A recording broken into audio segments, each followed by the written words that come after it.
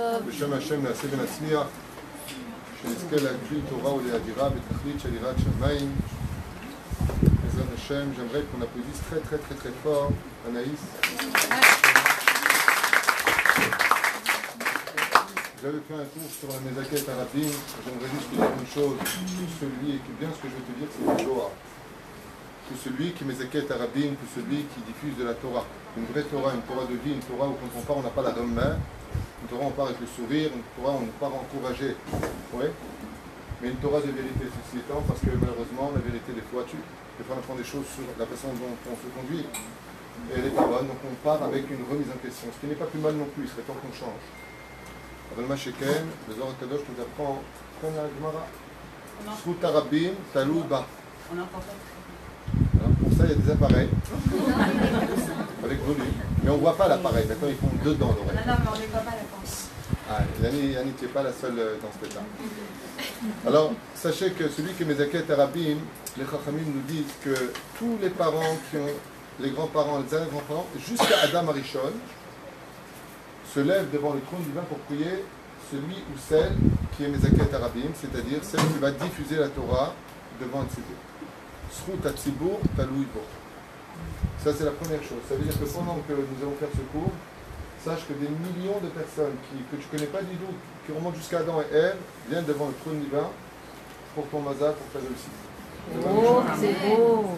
Davar Sheni, En Chet Ba Aliyado.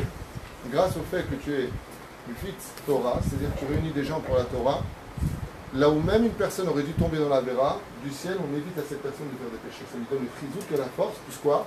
Tu viens, les chazek, tu viens donner de la force aux autres. Tu viens donner. Tu vas pas rester comme ça avec ta main. Ouais. Je t'avais dit de ne pas filmer depuis le début. Tu ne m'as pas écouté. Et confiance. La reine d'ici à Talishmaya. Comment s'en va? On dirait un sketch. Tu sais, la caméra cachée. Comment s'en va? Voilà. Il y a du monde alors, c'est péché. La reine d'ici à Talishmaya. Valérie, ça, je te demande de faire une tête heureuse. Peut-être que ça va aider parce que tu restes assise là, tu vois, tu as distance. Et elle s'est pas levée. Donc vraiment, Kol HaKavod, c'est tout ce que je voulais vous dire. Moi j'avance, vous arrangez avec votre caméra. Bah, on diffuse à plus, voilà, elle diffuse à beaucoup plus de gens dans le prochain. D'ailleurs, il y avait 3000 personnes en direct pour le cours de... Je sais pas. Alors heureusement qu'elle est là pour ça. D'accord, on se calme. C'est mon avocat. Je me rappelle dans le livre, j'ai marqué Tigresse, Spignon. Spignon. Donc, ce soir, on va parler d'un sujet d'Afka, pas agréable. Plaisir. On a marre de sourire, on raconte des bonnes choses. Ce soir, on va parler des, non pas 12 épreuves d'Astérix, les lettres d'Avdalim, mais les 10 épreuves de la femme. Et les 10 épreuves de la femme, c'est pas un troc, c'est pas une blague. Pourquoi est-ce que cette femme a 10 épreuves? Sur quoi elles sont basées? Et qu'est-ce qu'elles viennent réparer dans l'absolu? C'est ce qu'on va étudier. Ça vous intéresse? Oui. C'est pour les femmes, hein, donc.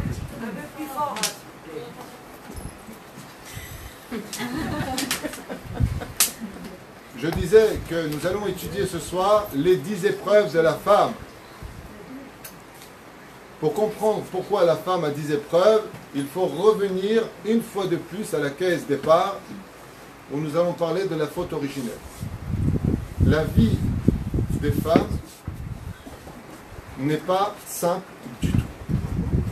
Du tout, du tout. À un tel point que nos chachamim ont estimé ad kedeka, qu'on dira tous les matins, nous les hommes, Shelo Asani Isha. Waouh! Keilou, on a évité les travaux forcés. Keilou, on a évité quelque chose de terrible. Et ça part dans les commentateurs du pshat au sol. Et le pshat se résulte à dire que Behemet, c'est compliqué d'être une femme. C'est dur. En quoi ça se divise? Plusieurs dimensions dans le judaïsme. La première dimension, c'est que la femme a été créée pour l'homme. Ça veut dire qu'il n'y a pas d'entité féminine seule. Un jour qu'on a déjà fait et refait, je ne reviens pas dessus. La deuxième chose, les changements hormonaux de la femme n'ont rien à voir avec celle des hommes. Ça veut dire que l'état d'esprit d'une femme, même si elle va bien, a des choses qui, dans sa nature, peuvent provoquer chez elle des périodes difficiles. Ce qu'on appellera les changements hormonaux. Ce que vous avez, ce que nous, on n'a pas. Troisième chose, nous les hommes, si on a les sourcils qui se touchent, on ressemble à des watou-watou. La femme, même pas en rêve, ça se touchera un jour. Et si elle a des poils aux bras ou aux jambes, c'est une portugaise. C'est-à-dire que la femme n'a pas le droit, alors qu'elle a autant de poils qu'un homme, d'être comme un homme. Le mec qui parle avec sa femme, elle a un poil, pas une barbe, un poil. Il est comme ça. Hein? Et ça, t'as un problème? T'as un poil. Et ben toi, t'en as plein. Ce qu'il y a, c'est pas joli. Ok, bon, alors, la pincette. C'est pas évident. C'est local bichlal. Sur cela se rajoute énormément de tikkunim. Et les 10 tikkunim, on va les apprendre ce soir, si ça vous intéresse, parce que c'est très important de comprendre, surtout dans cette génération, où les femmes sont devenues des femmes-hommes. Ça veut dire qu'avant, la femme, son tafkid était déjà très dur dans des conditions sans machine à laver, sans la belle-mère à côté, il y avait bien beaucoup de... Aujourd'hui, la femme fait le travail de l'homme, elle sort travailler le matin, elle rentre le soir, et elle a les mêmes obligations que nos mères. Donc elles sont aidées par le modernisme. Aujourd'hui, tu dis à... Je suis crevé, il faut mettre la machine. Tu vois pas ce que tu as fait. Le bouton. Tu tournes. Là, je vais le faire. Ben fais-le. Fais-le quand tu travailles une journée. Nous les hommes, quand on rentre, on dit tous la même chose à nos épouses ou à nos parents. On s'appelle avant tous les hommes de la terre. T'oublies pas, quand tu rentres, tu dis je suis crevé. Et quand les hommes rentrent à la maison, on a tous le même nom. Ça va? Ouais, je suis crevé. Imaginez la femme elle rentre. Alors les enfants, ça va mon mari? Je suis crevé. Je suis crevé. Et quelqu'un? On mange à quelle heure, chérie? Ben, j'y vais. Excuse-moi, j'ai pensé dire un truc intelligent, mais non, c'est là. Je me suis brûlé. J'ai pas une paire écrasée. Allô? Maman, je peux aller au square? J'ai pas une paire écrasée. Maman, je peux aller au square, je rentre pas tard. Ouais, vas-y. C'est pas chou. C'est peut-être une caricature pour certaines femmes, mais ça n'est pas dans d'autres familles, je vous l'assure. Puis ça a démarré d'un point. Pour comprendre cela, il faut revenir en arrière. Et en arrière, on parle de Adam et Ève. À l'origine des choses, quand le créateur du monde, Boré Olam, Ishtabach Vitalesh Molad, a créé l'homme, il a créé de haute stature, beau gosse, très haut de taille. Il y en a qui disent 200 mètres, il y en a qui disent 100 mètres, peu importe. Il faut faire du basket, c'est sûr. Et puis, il a vu qu'il n'était pas bon pour l'homme de vivre seul. Il a pris une partie de lui qu'on appelle la bina qui était derrière lui, il l'a mis devant lui. Et donc, ya la bina yallah, ya habibi yallah, ils se sont mariés, Adam et Ève. Le créateur du monde a fait de Ève l'égal de l'homme. C'est-à-dire que le premier nom de la femme s'appelle Zachar ou Nekeva. Zachar et Nekeva. Le mot Nekeva a pour Gematria par rapport au mot Zachar. C'est une parenthèse que je vous fais dans l'étude pour comprendre. Zachar, Nekeva. Zachar, Gematria, Bracha. Nekeva, Gematria, Nezek. Nezek, c'est dégâts. Dommage. Hein? Non, je reprends une bribe d'une parenthèse. Nezek, dans le mot Nekeva. Pourquoi Dafka le mot et pourquoi pas Isha ou autre chose? Dafka Isha, c'est Gematria de vache. C'est-à-dire que la femme, quand on la considère non plus comme une Nekeva, c'est-à-dire féminine, mais qu'on la met au stade de Isha, elle est capable de devenir Metuka. C'est-à-dire qu'elle donnera exactement le goût du miel dans la famille. Tu l'écrases, eh bien, tu auras des Nezakim. Tu l'élèves au niveau de l'homme, tu la considères vraiment, tu n'en fais pas ton papa, elle devient Gematria Dvash. À l'origine des choses, quand l'homme a été créé et la femme a été créée, ils étaient égaux. Il n'y a pas l'homme qui dit à la femme quoi faire et la femme ne doit pas écouter, qu'elle écouter. La femme, elle lui dit tu m'écoutes pas. Il n'y avait pas de doigt de balai comme ça. Ils parlaient comme des humains, normaux. Seulement, il y a eu un problème. Le Nachash était malin. Qu'est-ce qu'a fait le Nachash? Eh bien, le premier Shlom Bayit de l'histoire qui va casser et qui va être le premier divorce de l'histoire, Adam et Ève vont divorcer 130 ans. À cause de quoi? Eh bien, comme elle s'ennuyait avec Adam, comme ça écrit Rabbi Yehuda Taya dans son livre Minchat Yildor Ruchot Mesaprim, qu'est-ce qu'il faisait Adam Arishon? Il ne parlait pas avec elle, il ne s'intéressait pas à elle. Et là, Mesha même là. Qu'est-ce qu'elle a fait? Mesha même là, elle est partie sur Internet. Facebook, elle est partie parler. Elle est tombée sur un mec de l'autre côté de l'écran qui lui a dit t'as de beaux yeux, tu sais. Donc elle est tombée et elle a commencé à parler avec lui. C'est pas une blague, ça s'est passé devant le Hetz Adat Tov Vara. Internet. Dedans il y a du bien, il y a du mauvais. Et elle a commencé à parler avec lui. Pourquoi? Parce que je m'ennuie avec mon mari. Il est inintéressant. Il ne parle pas, il n'a rien à dire. Il est dans ses pantoufles. Rabbi Yehuda Taya nous dit qu'est-ce que faisait Adam Arishon pendant la faute? Manienne. Je sais pas, moi, ma femme elle n'est pas là. Je vais sur la plage et je chante. Et j'ai crié pour qu'elle revienne. C'est un truc, je vais aller. Ouais. Adam Arishon, rien. Omer lanu Rabbi Yehuda Taya Zacher Tzadik Kadosh Ibracha Aya Yashen Tachat Hailan. Il dormait. Il dormait. Sa femme est sur Facebook avec quelqu'un et lui il dort.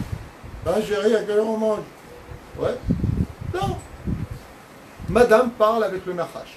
Maintenant, on apprendra que toutes les femmes qui parlent avec des hommes qui s'attardent sur Facebook ou des choses, Batoir chez les Medaberet im Nachash. Mikan, c'est Barour Merosh. En Davar Kazve, la Khan Alacha nous dit, le Shulchan Aruch nous dit, Asur Beshum Panim Vaofen, ce genre de choses. Ça a provoqué énormément de divorces. Toutes ces femmes qui parlent pendant des décennies avec des gens sur Facebook, avec leurs photos, et je t'envoie, ah oui, je me rappelle de toi, Steven, on était au lycée à 17 ans. Steven, la Rajij. Et toi, ça va? Tu t'es marié? Alors moi, j'ai divorcé. Bah, avec mon mari, c'est pas top en ce moment. Ah bon? Oh, quel dommage. Vous rigolez, à l'évague qu'on puisse en faire des tailles. À l'évague. La reine, il y a Tzamizé, qui a une faute. Cette faute va provoquer un tourbillon dans l'histoire. Et ce tourbillon va engendrer 10 malédictions. Je vous explique clairement. Dieu apparaît alors que Adam et Ève ont fauté. Qui a fauté selon la Torah? Même si Sforon nous dit le contraire, tous les autres disent Ève a fait fauter l'homme. Donc la femme a engendré une faute terrible. Laquelle? Celle d'avoir non seulement fauté, mais de refuser de mourir seule et de prendre avec elle Adam Arishon. Ça veut dire que si elle avait fauté en disant mince, Adam, mon mari, ne mange pas. Tout ça, c'est des images. Il faut comprendre un degré beaucoup plus élevé, mais c'est un langage d'enfant pour que nous, on comprenne à notre niveau à nous. Habibti. Fais attention. Pourquoi? Parce que moi, maintenant, je suis condamné. Toi, ne mange pas. Elle n'aurait jamais été maudite. Elle aurait dit à Hachem, Hachem, j'ai fauté, c'est quoi la solution? Et Dieu l'aurait dit, Teshuva. Il aurait dit, Nigma. Qu'est-ce qu'elle a fait, elle? Mkoha. Là, on a une preuve qu'elle était marocaine. Mkoha. Très forte. Elle a dit, Malin. Elle était aussi tunisienne. Je vais mourir toute seule, moi. Viens ici, toi. Viens. Mange avec moi le fruit, tout de suite. Tout de suite. Et qu'est-ce qu'il a fait Adam? Il lui a dit, non, je t'explique. Comme le monde a été créé pour toi à la base, et que moi j'ai été créé pour toi l'homme, alors si toi tu manges, peut-être par ton mérite. Regarde comme je suis belle. Tu ne vas pas me perdre. Donc la belle donc tu ne vas pas me perdre. Si toi tu manges, Hachem ne va pas te tuer à toi, donc il ne va pas me tuer à moi. Puisque de toute façon, tu es celui pour qui j'ai été créé. Tu es bien les mots. En fin de compte, tu es mon maître. Donc, si le maître est là, le centimètre n'est pas loin. Et les millimètres arrivent. Donc, résultat des courses, sauve-moi la vie en mangeant. Lui, un petit peu, ah bon. D'accord. Niais parce qu'il ne voyait pas le mal, il n'avait pas de mal en lui. Il lui a dit, mais Dieu, il a dit, il ne faut pas le manger. Elle lui a dit, c'est pas un problème. Elle a pris une coupe de vin et lui a versé le premier kidouche de l'histoire. Vendredi soir, il lui a dit quoi? C'est pour ça qu'on fera le kidouche tous les vendredis soirs et que la femme lève la coupe de vin, comme le dit le Ben Ishra et son mari, si elle n'est pas Nida, bien entendu, sinon c'est un des enfants qui le fera. Okay? La femme doit lever la coupe de vin avec ses deux mains et la donner à son mari. Et le mari la récupère avec les deux mains pour réparer le Hetzadat. Bon, c'est un sujet, on fera tous ces sujets-là à l'occasion. Au moment où il lève le vin pour le kidouche. Avant qu'il commence. Ah oui. Voilà. Parce que s'il a fini le kidouche et qu'elle reprend du vin, c'est que c'est le Gilgoul de Swellet. Top. Ce que vous allez apprendre ce soir sont des vérités par rapport à votre statut, votre situation. Donc, Kedaï, Mamash, de bien ouvrir vos oreilles pour écouter Lama, pourquoi on en est là aujourd'hui, qu'est-ce qu'on vient réparer et où est-ce qu'on va. Matikuna Sophie. Le dernier titre. Donc, il y a une chaîne de livre. Résultat, Hachem se dévoile et il dit à Adam, pourquoi est-ce que tu te caches? Adam répond, parce que j'ai honte. Il lui dit, comment tu peux savoir que tu as honte si tu n'as pas mangé du Hetzadat? Répond Adam à Hachem, Adam Rishon dit à Dieu, franchement, je vais te dire la vérité. C'est elle. C'est qui? Il a dit, c'est la femme que tu m'as donnée, moi je t'ai rien demandé. C'est elle la coupable. C'est elle qui m'a fait boire, parce qu'elle aime quoi en plus. Elle m'a fait boire qui douche du fruit interdit. Qu'est-ce que fait Hachem? Il dit, ok, c'est une belle façon de parler, je trouve. Je viens de voir toi, tu dis, c'est pas moi, c'est l'autre. C'est sympa. Je t'ai pas demandé pourquoi elle a bu, je t'ai demandé pourquoi toi tu te caches. T'as oublié la question? Mais quand on est irresponsable, on met toujours la faute sur les autres. Toujours besoin de trouver le coupable de mes déchéances personnelles. Il va voir Ève, et lui dit, Ève, Chava, comment ça va? Elle lui dit, écoute, ne commence pas à me casser les pieds, c'est pas moi, c'est le serpent que tu as créé qui est venu me parler à moi. Il ne va pas voir le serpent. Il dit, puisque j'ai compris votre petit jeu, et que vous m'avez cherché, alors que je suis le roi des rois, je vous ai donné une chose, une, wahad, pas deux, trois, quatre, cinq, une seule chose à réparer, une seule chose. Ouais. Ne touche pas, je t'ai dit, mange de tout. Celui-là, tu touches pas. Lequel t'es parti chercher? Tu n'as mangé aucun arbre du Gan Eden. Juste celui-là, tu es parti prendre. De là, on apprendra que l'adrénaline ne monte que dans l'interdit. Dès qu'il y a un interdit, l'adrénaline monte. C'est très excitant, faites très attention. Quand on est dans la phase ombre du péché, c'est-à-dire on n'est pas dans le péché lui-même, mais tu parles avec quelqu'un qui te drague au téléphone, tu dis, oh, tu te calmes, hein, toi, ok, parce que je suis une femme mariée, c'est pas joli comment tu me parles, mais quelque part, quand tu raccroches pas. Parce que j'aime bien. Sympathique. C'est qui toi d'abord? C'est l'adrénaline, c'est sympathique. En tout cas, je plais. Hein. Qu'est-ce que fait Hachem? Il va dire, c'est très simple. Vous allez chacun avoir votre vie. Toi, la terre, tu vas être maudite. Alors que la terre devait donner que du bonheur, elle va être maudite de 9 malédictions. Ce n'est pas le sujet qu'on étudiera nous ce soir. Un beau sujet d'ailleurs, les 9 malédictions de la terre, c'est un sujet pour lui-même. Il va voir Adam, il va lui dire, toi, tu vas être, pour te réparer, maudit de 10 malédictions. Ok, Adam Rishon, il a honte, il dit ok. Il vient voir le serpent, et il lui dit, toi, tu es maudit de 10 malédictions. Et ça commence tout de suite par il perd ses pattes, et il commence à ramper. Il devra muer, et ainsi de suite. Il sera craint de tout le monde, sa salive tuera les autres, Hachem Ishmael. Des choses vraiment qui sont très difficiles. Pourquoi? Ben, c'est très simple. Pour le serpent, je fais une parenthèse pour comprendre profondément combien les malédictions d'Hachem sont d'une grande justesse. Le serpent, quand il a été créé, il avait toutes ses dents. Combien de dents a le serpent? Il en a 2.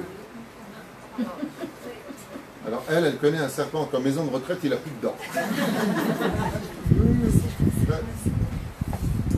Pourquoi il a 2 dents?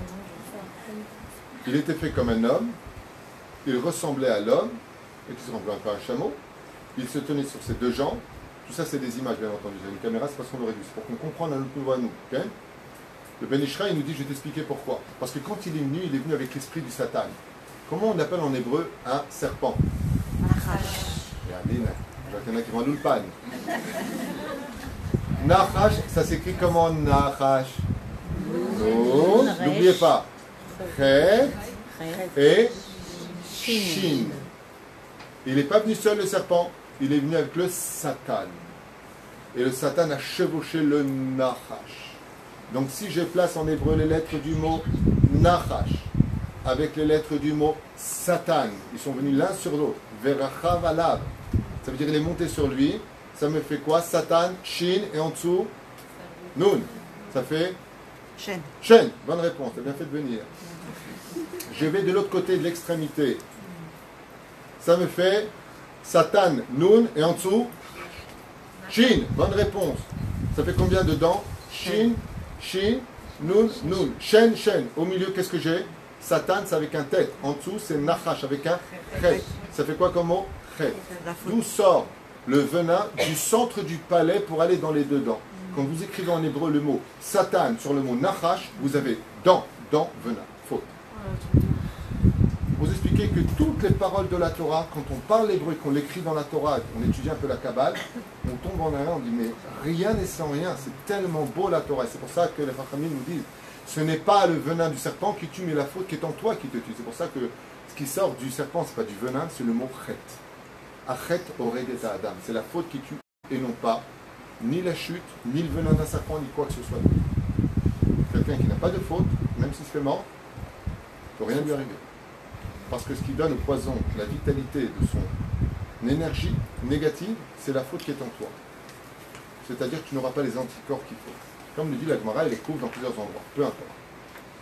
Quand il arrivait à la femme, maintenant nous ça nous intéresse, la femme, d'ailleurs, une parenthèse pour l'homme quand même, pour bien comprendre le parallèle entre l'homme et la femme, c'est que l'homme, lui, il a reçu 10 malédictions, toutes dans le boulot. Tout ce qui touche au travail, l'homme a été maudit de 10 façons différentes. Tu viendras semer, mais ça ne poussera pas. Ce sont des ronces que tu viendras récolter, tu n'auras pas le temps de prendre, qu'on viendra déjà te le récupérer, les impôts, les taxes, tu n'auras pas le temps de mettre quoi que ce soit, tu travailleras toujours pour les autres. C'est 10 malédictions qui tombent pour l'homme autour du travail. La femme, par contre, alors j'aurais voulu que quelqu'un me dise, ok, mais pourquoi la terre? Est-ce qu'il y en a qui vont me dire pourquoi la terre? Pourquoi la terre? Pourquoi la terre? Parce qu'il vient de la terre. Et le ciel n'a pas été maudit, la Neshama vient du ciel. 1-0 la balle au sang. Parce que la terre, c'est la fertilité. Parce que la terre, c'est la fertilité. Vous venez du Japon. Pourquoi? Parce que les Japonais disent ça. C'est fertile, la terre? Oui, oui, c'est ce que disent les Japonais. Parce que l'arbre vient de la terre. L'arbre, il vient de la terre, et les cheveux viennent de la terre. C'est matériel, la terre, c'est matériel. Bon, je vais vous donner la réponse comme ça en avance, qu'il est déjà 9h20. La réponse est tout simplement que le premier à avoir donné l'exemple qu'on pouvait désobéir à Dieu, c'est la terre, où Dieu a dit « je veux des arbres fruits », et la terre a dit « non, je donnerai des arbres qui donnent des fruits, j'ai pas envie qu'on me bouffe ». Donc étant donné que la terre a donné l'exemple qu'on pouvait désobéir à Dieu, Adam et Ève ont appris de la terre qu'on pouvait désobéir à Dieu. Donc Dieu se retourne vers la terre en disant « toi aussi tu seras maudit parce que tu as été un mauvais exemple pour les autres ». Venons-en maintenant. Elle lui a dit, la terre, quand Dieu il a dit aux arbres, soyez des arbres fruits, la terre elle a dit, la. Je ne veux pas donner des arbres. C'est-à-dire quand tu prends une pomme, normalement tu prends le pommier avec. Le pommier c'est la pomme. Les branches c'est la pomme. Et la pomme c'est la pomme. Tout ça pour Adam. Pomme d'Adam, la reine, qu'est-ce qu'il a fait l'arbre? Il a dit, je ne suis pas d'accord, je vais créer quelque chose qu'on appelle le bois, pour donner des fruits, comme ça, moi, je resterai toujours sur Terre. La Terre a estimé qu'elle n'était pas d'accord avec les plans divins. La Terre a un libre arbitre, et donc elle a dit à Dieu, tes plans sont bien les tiens, mais c'est moi qu'on bouffe, donc t'es bien gentil, ça ne m'intéresse pas de jouer à ton jeu. Vous savez, la Terre va être maudite de 10 malédictions. Vous savez, 9 malédictions. En tout, 10 plus 10 plus 10 plus 9 égale 39. 39. 39. Si je vous dis 39, vous répétez tout de suite les 39 travaux du Shabbat. C'est pour ça que le Shabbat vient réparer tous les problèmes. On est Shomer Shabbat Kilchata, dit Rabbi Shimon Barucha dans la Gemara de Masechet Shabbat 118 Amoud Bet. Il suffit qu'on soit tous au moins une fois Shomer Shabbat. Tous, tout le peuple d'Israël. Pour qu'il y ait la Géoula. Et une fois ça faille arriver, il y en a un qui s'appelle Tselophrad, il a dit, ben c'est moi le problème. Je serai le problème. Il faut que l'ensemble, Loulé Israël Shomrim Shte Shabbatot, c'est-à-dire Vayere Vayiboker Yom Echad. Si seulement Israël était Shomer Shabbat Kilchata, il y a plein de gens qui pensent qu'ils sont Shomer Shabbat, ils sont très loin du compte. Ils n'ont pas étudié toutes les lois de Shabbat, ils font plein de Yisroum comme Borer, comme Tochen, comme Mechater, peu importe. Bonnet, Soter, il y a une tonne. Ce qu'on appelle les 39 travaux du Shabbat. Pourquoi les 39 travaux du Shabbat? contre les 39 Melachot du Beth Amikdash, c'est-à-dire les 39 travaux du Beth Amikdash, ce qui fait que Beth Amikdash et Shabbat, chiffre 7, Shabbat, Beth Amikdash, chiffre 8, viennent réparer ensemble le chiffre 6, 6 jours de la semaine. D'accord? C'est un sujet pour lui-même que je base, c'est un cours sur Shabbat qui n'a rien à voir avec le cours, juste pour vous expliquer combien la Torah est importante et combien on se doit de respecter les préceptes de la Torah en disant, moi, t'es religieuse? Oui, je pratique. T'es en train de sauver le monde. Une femme qui pratique la Torah et le Mitzvot, c'est une femme qui sauve le monde. Seulement, nous, on prend ça comme étant une espèce de cérémonie religieuse, pratiquante, Dieu est dans mon cœur, philosophie à deux balles. Non, non. La Torah, c'est comme quelqu'un qui m'a dit, j'étais en train de faire une choupa, et le photographe me dit, moi, je ne suis pas du tout religieux, mais Dieu est dans mon cœur. Je vais dire à ton patron, quand il te paye, ne donne pas le chèque. Il va te dire, mais je t'aime de tout mon cœur. Qu'est-ce que tu vas lui répondre? Je vais lui dire, garde ton amour et donne-moi mon chèque. Je lui dis, c'est exactement ce qu'il demande la chaîne. Donne-moi de l'action. Vous vivrez dans votre vie de couple. Chérie, je ne comprends pas, ça fait 10 ans que tu ne me dis pas que je t'aime. Bah, si je t'aimais pas, je ne serais pas avec toi. Bah alors, tu ne peux pas le dire, tu ne peux pas le montrer, tu ne peux pas le prouver, tu peux pas... J'ai envie de l'entendre, j'ai besoin de l'entendre. C'est bien de m'aimer dans ton cœur, mais tu ne peux pas passer à l'acte. Le monde a été créé pour l'action, pas pour la philosophie. Sinon, on serait des anges, et non pas des hommes. La femme, elle, par contre, quand Dieu s'est retourné vers elle, il lui a dit, wow, vous les femmes, vous serez maudits de 10 malédictions. C'est ce qu'on va étudier ce soir. Les 10 malédictions de la femme. Il y a juste quand même une question qui se pose. Le mot klala, c'est un mot qui est dur pour nous. C'est-à-dire quoi? Dieu nous a maudits, Béhémet? Impossible. Dieu il dit, tout celui qui maudit mon peuple, c'est marqué noir sur blanc dans la paracha de l'Ech Lecha. Quand le Mevarech Mevorach, mais quand tout celui qui maudira mon peuple, je le maudirai personnellement. Personne ne peut maudire un juif. Sauf si c'est un... Il y a une exception à la règle. Si c'est un messite. C'est-à-dire qu'il incite les autres à ne pas respecter la Torah, les mitzvot et les bonnes actions. Dans ce cas-là, c'est une mitzvah de le maudire. C'est une mitzvah. Pas une Torah, c'est une mitzvah de le maudire. Aval, ok, il y a eu une faute dans l'histoire, on se retrouve comme ça, à 6 000 ans, dans l'ombre de tout. Vas-y. Amrou rabotenu alem shalom. Comment on dit le mot malédiction? Klala. Comment ça s'écrit klala?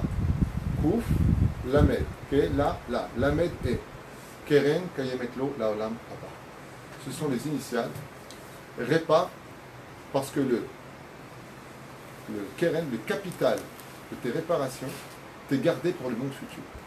C'est-à-dire que quand tu parles le langage profond de l'étude de la Torah, le mot klala veut dire, regarde, viens juste réparer quelque chose, parce que je t'ai réservé quelque chose pour l'éternité de bon. C'est pas dans le Gan Eden que tu retournes, c'est Olam chez Kulotov. Et dans ce cas-là, moi je voudrais poser une question à Hachem. C'est quoi le but des klalotes? Tu nous as créés pour qu'on souffre? C'est ça le but? C'est horrible. C'est pas juste. Alors quoi, tu kiffes que quand on pleure, que ça va pas, que c'est bon. Dieu te dit justement, j'ai un problème. Quand vous êtes mal, je suis mal. Quand vous rigolez, je rigole. Ce que vous êtes, moi je me l'impose. Quand vous rentrez dans le désarroi, je rentre avec vous dans le désarroi. Vous étiez en Égypte, j'étais avec vous. Vous êtes rentré en Israël à main haute, le Beth Amikdash, j'étais avec vous. Moi je ne vous ai jamais lâché. Ce que vous subirez, je me l'infligerai. C'est pour ça que le Zohar ainsi que la Gemara nous dit de Rachel et Vaka Albanéa. La Shrina, tant qu'on n'est pas revenu en Eretz Israël, tant qu'on n'aura pas retrouvé le sourire, elle s'appelle comment? La veuve noire. Mais Rachel et Vaka Alea, le Zohar Kedosh, il dit, qui c'est Rachel et Vaka Alea? C'est-à-dire, toutes les nuits, la Shrina est comme une femme habillée en noir, veuve, et qui crie des larmes. Pourquoi? Elle dit, mais comment tu veux que je sois heureux si mes enfants ils sont encore en galoute, s'ils ne sont pas encore chômeurs, Torah, mitzvot, que quand ils partent de ce monde, il y a encore des comptes à rendre et ils tremblent. Une mère ne peut être heureuse de ses enfants que quand elle voit épanoui et heureux. Donc je vous promets, mes enfants, que je n'aurai pas de joie chez moi quand vous n'en avez pas chez vous. Je veux que vous soyez... Alors dans ce cas-là, Baba, viens, on fait un truc. Comme t'es Dieu. Donne-nous du kiff et kiff avec nous. Où est le problème? Kiffe ta race, on kiffe la nôtre et on fait la tête. Qu'est-ce qu'il y a? On va mettre un Mikdash, aïe aïe aïe, aïe aïe aïe. Et on est tous heureux. Pourquoi tu te fais du mal? Pourquoi tu fais comme ça? Et Dieu dit parce qu'il y a un problème. C'est qu'il y a un tikkun que je ne peux pas laisser passer. Et maintenant, je vous demande de bien ouvrir vos oreilles. Parce que vous allez repartir avec un cadeau de l'esprit, d'abord qui est rarement enseigné, mais c'est pas là qu'est le problème, mais qui est d'une dimension absolue. Ma tikkun azé balelamden. Qu'est-ce que ça vient nous apprendre, ce tikkun de... Ça va ma fille? Ouais. C'est maudit 10 malédictions. Ah, attention, excusez-moi, il y a juste des verres d'eau que je vous ai servis. J'ai pas Elle m'a mais la Torah. Non, j'ai pas fini sur les verres d'eau. Vous avez bien fait de me dire, je vais mettre les verres de côté. Claquez ici. Takshivu Tov. Écoutez bien. Le monde dans lequel on vit s'appelle Ha'olam, comme j'ai expliqué récemment dans un cours, qui vient de la racine en hébreu Ne'elam, qui veut dire disparaître. Dieu nous a mis dans un corps, qu'on appelle le corps humain, pour lequel, comme j'ai répété des milliers de fois dans les cours, le mot peau se dit or, comme le mot aveugle se dit hiver. C'est les mêmes lettres. Ça veut dire que Dieu se cache, il ne se montre pas, et nous, on est dans un étui qui nous aveugle complètement d'Hachem. Pourquoi? Parce que le but du tikkun, quand il y a marqué Vaïgaresh, Otam et Ganeden Mikedem, Dieu nous a envoyé du Ganeden. Les tikkunim que nous avons, les 10 épreuves de la femme, parce que ce soir je parle avec des femmes, c'est de retrouver Hachem. J'ai retrouvé Hachem. Dieu, il est partout. Comment moi je peux dire Hachem, je te retrouve? Comment moi je peux te prouver que Béhémet, je suis à ta recherche? Puisque vous ne m'avez pas écouté, que vos yeux se sont écarquillés pour voir la connaissance du bien et du mal, votre but sera de retrouver la vie, le Etzraïm. Pour cela, il faut me rechercher, moi, dit Hachem. L'homme a son travail et son labeur dans l'étude de la Torah et la parnassa bezeh atapech hatochal lechem. La femme, ça se situe dans un autre domaine. Est-ce que c'est clair? C'est énorme ce que je viens de vous dire. Je ne sais pas si vous le comprenez comme moi, en tout cas, j'ai étudié. Mais le but de la femme, à travers ces 10 épreuves, si elle les accomplit, comme la Torah le demande, ce serait une preuve dans ses mains de dire je me suis réparé puisque j'ai passé ces 10 épreuves qui sont une preuve que je te recherchais. Tout comme l'homme retrouve Hachem à travers l'étude de la Torah et la pratique des mitzvot, et surtout une des parenthèses peut-être les plus ignorées de notre génération, l'amour de l'autre, ve'ahavta l'ereacha kamocha, zeklal gadol batorah, ani Hachem ki lecha. C'est-à-dire qu'il est impossible de rechercher Hachem si tu n'es pas capable d'aimer ton peuple. C'est impossible. Quelqu'un qui fait du lachon hara sur les juifs, en aucun cas il peut dire qu'il aime Dieu. C'est un Gedeb, Gilgoul de Pinocchio, minimum. C'est l'onachon. Je ne parle pas de celui qui va dire tel enseignement est dangereux ou telle chose n'est pas bonne. Aval, parler de la personne elle-même, que Dieu bénisse tous les juifs. Aval, il y a des juifs qui disent des fois des choses qui ne sont pas valables, qui ne sont pas potables, qui ne sont pas cachères. Anilo Deama. Dans ce cas-là, on a le droit de dire, Mechila, comme c'est marqué dans le Talmud, En divrei mamashut bedivrei Rav Hillel. Comme c'est marqué dans le Talmud, dans le Sanhédrin, il n'y a pas de signification dans ce que vient de dire Rav Hillel. Pas Hillel Azaken, mais Rav Hillel. On dit, ce que tu dis, c'est pas bon. Mais de critiquer la personne elle-même, chas v'shalom. Kol Yehudi ou Kasher, Baruch Hashem, juste des fois, il nous manque un petit peu d'éducation. Ça peut arriver. Voilà, mais pas plus. Mais la femme, elle a dit tikkunim. Et ces tikkunim sont une preuve, quand elle les accomplit, qu'elle a employé le chemin qu'Hachem lui a mis devant elle. Ben alors pourquoi tu appelles ça une klala? Dans ce cas-là, tu aurais dû appeler ça les 10 tikkunim, les 10 réparations, et pas les 10, et pas les 10 malédictions. Il dit si, je suis obligé de les faire passer par là-bas parce que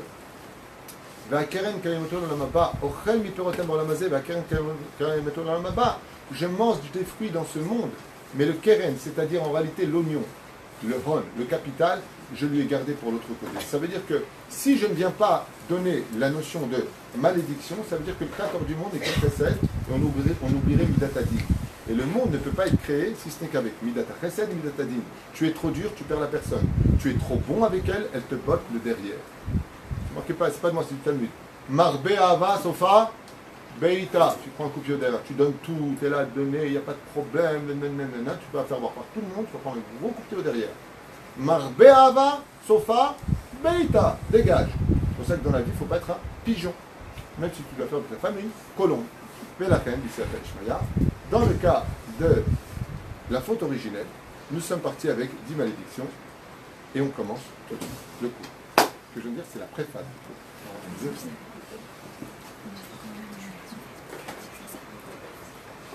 Top. Alors, je vous dis franchement, c'est pas calme. On commence par la première malédiction de la femme. Inouï dam nidata. La première malédiction que la femme a eue, c'est qu'elle a été... C'est chaud?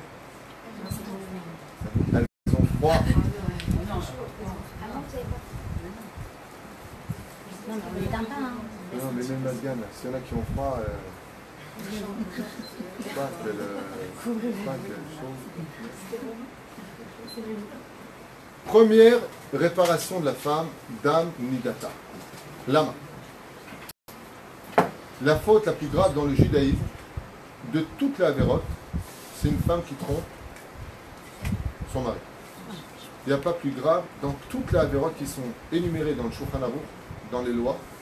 En yoter chamur mi isha bogede. Il n'y a pas plus grave que ça. Elle est partie au summum du summum de l'impureté, au summum du summum de l'immoralité.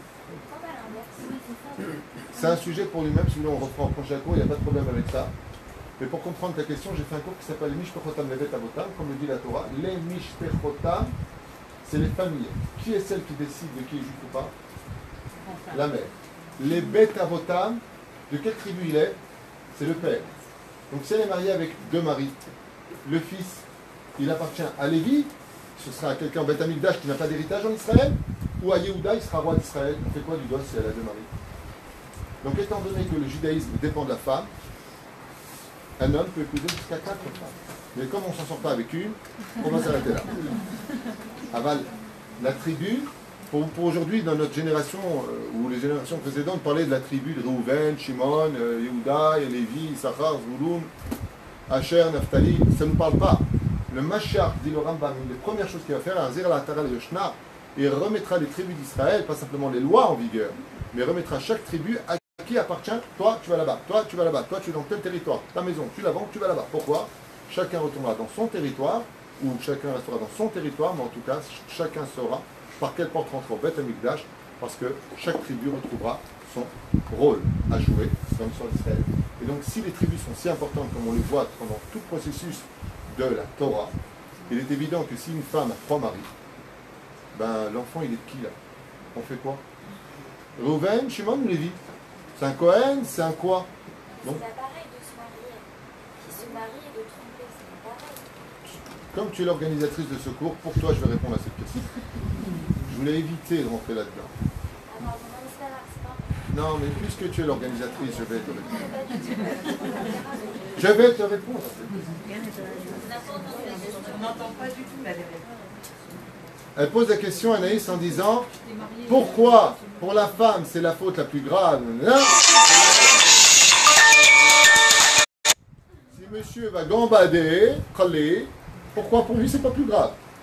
D'abord un homme, Alpidine et Alpi Alacha, n'a pas le droit de tromper sa femme et il va le jurer pendant la... Des personnes qui se permettent de dire oui mais dans les Baletosafot, s'il change de ville et qu'il change sa vie comme ça, il aura le droit de... C'est Assour, Beshum Penibofen, il n'y a pas d'Alaha. Ils ont sorti, soi-disant, une raison du Talmud pour faire une chose pareille. Pendant la Ktuba, nous allons dire que l'homme ne pourra pas... Et voilà, c'est mon fils. Dieu bénisse. Lui et son père. Business is business. Hein. Alors je vais te répondre pourquoi, parce que je vois que ça te tient à cœur. Pourquoi, si un homme tromperait sa femme, ce serait moins grave? D'abord, quels sont les interdits qu'il ferait? La première chose, la généralité de la Torah ne fait jamais à l'autre ce que tu ne voudrais pas qu'on te fasse. Si tu étais une femme, tu aimerais qu'on te trompe?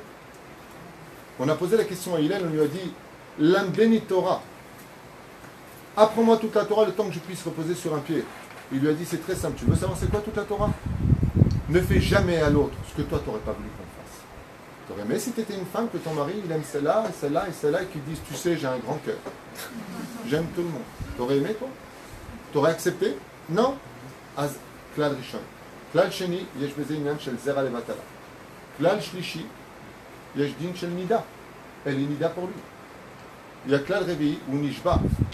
Il a juré de ne pas. Parce qu'aller avec une femme, ça peut être considéré comme étant un mariage midoraïta, de ne pas prendre une femme sur elle.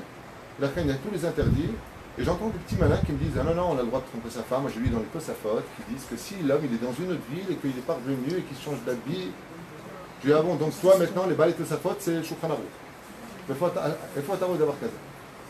En d'avoir casé. Sachez qu'à Pi Halacha, un homme n'a absolument pas le droit de tromper sa femme.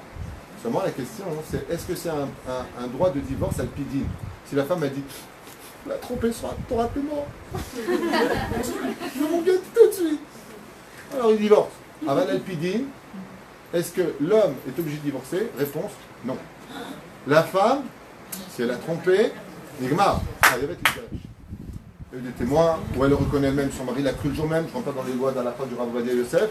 Aval, oui. Pourquoi il y a une espèce de Efa va Efa? Pourquoi c'est pas juste? Réponse très simple, mais vous m'emmenez vers des horizons qui m'éloignent du shiur que je voulais faire. Mais c'est pas grave, tu le voulais, tu l'auras. Tu l'as eu.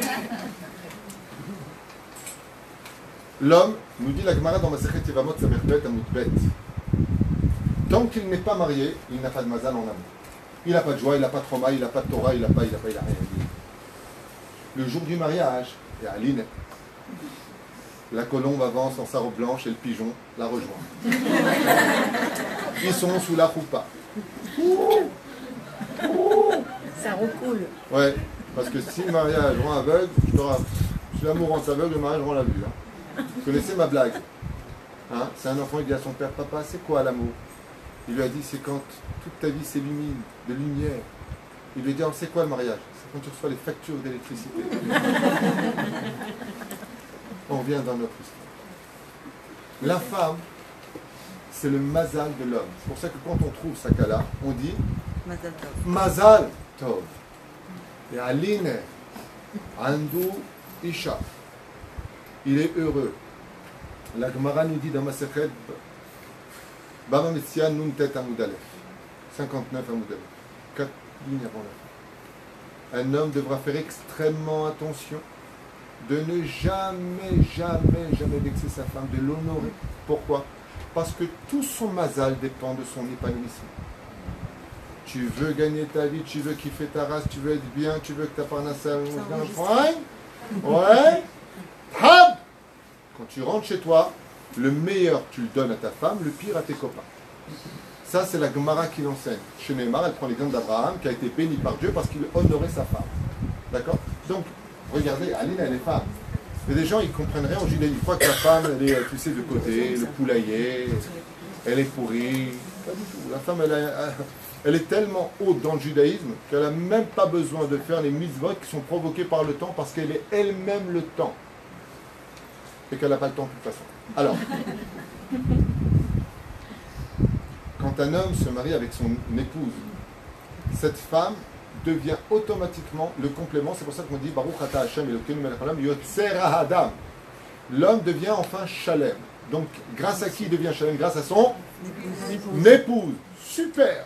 Donc, cette femme devient automatiquement ce qu'on appelle le Gesher, en hébreu, le pont qui rejoint l'homme à son créateur. Ça veut dire que maintenant, comme explique Rabbi Nachman, la femme devient le haut-parleur d'Akadosh Baruch Hu.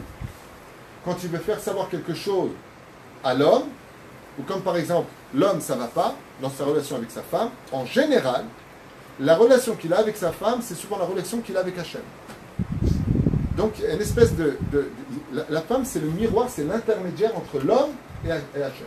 C'est clair, je crois? Très bien.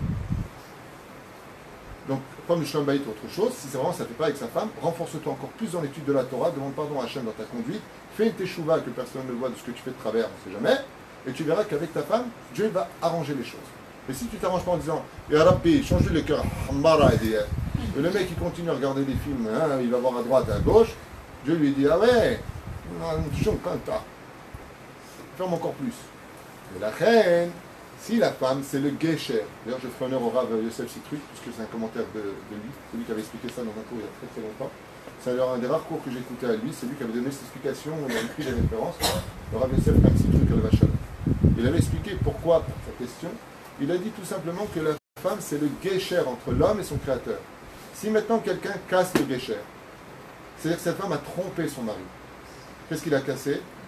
Il a cassé le mazal de l'homme et le rapport entre l'homme et son créateur, puisque sa femme, maintenant, a été brisée par ce qu'on appelle la brisure des vases dans la Kabbale, mais c'est un sujet, quelqu'un d'autre, un étranger. Donc elle est partie travailler dans sa avoda avec Zara. Avoda Zara, c'est considérer une femme qui trompe son mari, Keilou Avda Zara.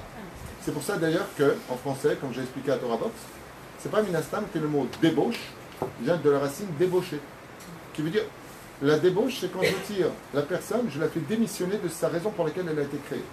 D'accord? Donc moi je vous pose une question. Si une personne est reliée par une énergie positive à quelque chose d'énergétique qui lui donne la vie, qui lui donne le mazal, qui lui donne la santé, et que ce câble est cassé. On va pas appeler ça un guécher, on va appeler ça un câble. Ce câble maintenant a été cassé parce que quelqu'un est monté dessus. Ok? Qu'est-ce que vous faites? Qu'est-ce qu'il reste à faire? Eh bien, changer le câble. Il n'y a plus rien d'autre à faire que de remplacer ce câble. On répudie cette femme et on prend un nouveau câble. Et le Rav Sitruk avait répondu, tant qu'il reste avec ce câble cassé, il n'a pas de lien avec Hachem. Parce que son pont a été cassé. Par contre, est-ce que c'est l'homme qui est le mazal de la femme? Non. C'est la femme qui est le mazal de l'homme. C'est en ça que ça s'explique. Pourquoi une femme qui tromperait, alors elle, la pauvre, et le mec, non? Eh bien parce que nous, les femmes, enfin, vous, les femmes,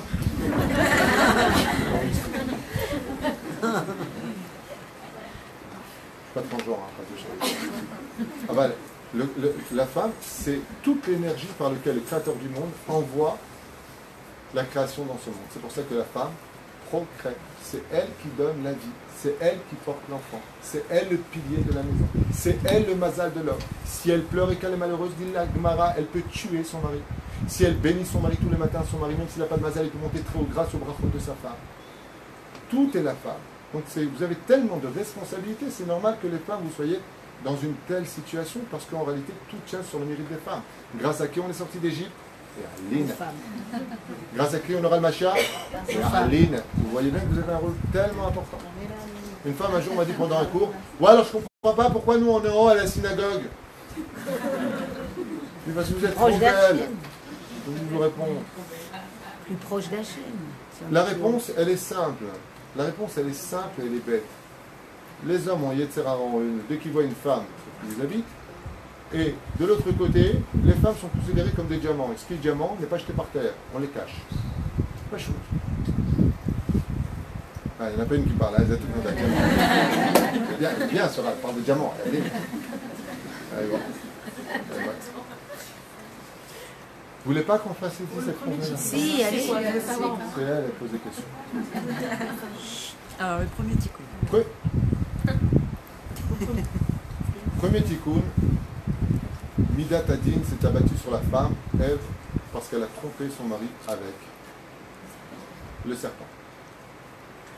Et automatiquement, ce din-là va s'interposer en elle, dans ses entrailles. C'est ce qu'on appelle justice de l'Éternel. Traduisez-moi en hébreu le mot justice de l'Éternel, en hébreu. On n'a pas le temps, Nida. Nida, c'est le lettre du mot Din Hashem. Nida, Din Hashem. Qu'est-ce qui s'est passé? Akadosh Baruch Hu, il a dit, le jour où vous fauterez, vous mourrez. Et ils ne sont pas morts, ils sont morts 930 ans plus tard. 930 ans plus tard, ils sont morts. Akadosh Baruch Hu, qu'est-ce qu'il a fait? Il a dit, t'as pas compris. Celui qui t'a fait fauter, c'est qui? C'est le serpent. Quand il est parti avec elle, le serpent, il a aussi sa semence à lui en tant que mi-ange, mi-démon. Ouais.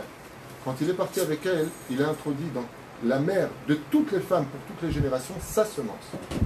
Sa semence était si Shemishmor Verchen Tmea, que Ève, Em Kol Chai, la mère de tous les vivants, va la transmettre jusqu'à la fin du tikkun final à toutes les femmes qui viendront d'elle, juives comme non juives.